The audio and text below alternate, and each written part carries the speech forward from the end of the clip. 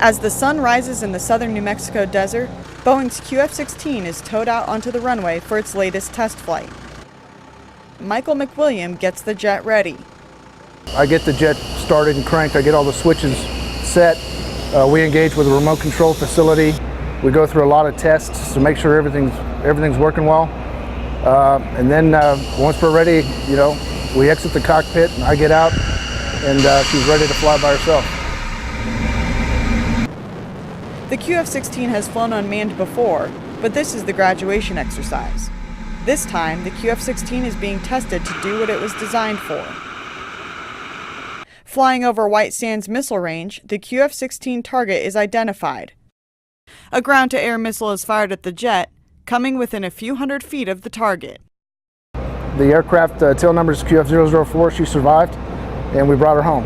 The QF-16's mission is really to act as a target and to validate weapon systems. So part of its job is data gathering. So we do have a scoring system on the airplane, and its job is to tell us basically how close the missile came and its trajectory. That information is provided back to whoever the shooters are.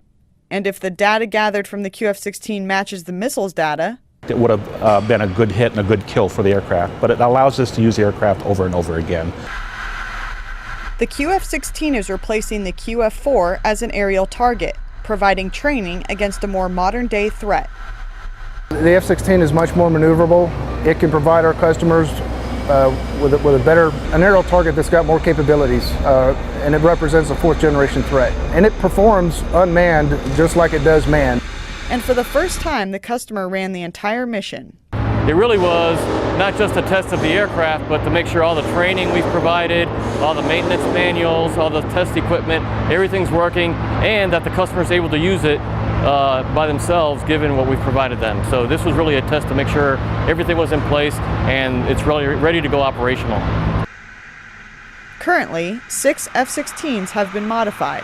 They will be part of the first operational squadron at Tyndall Air Force Base.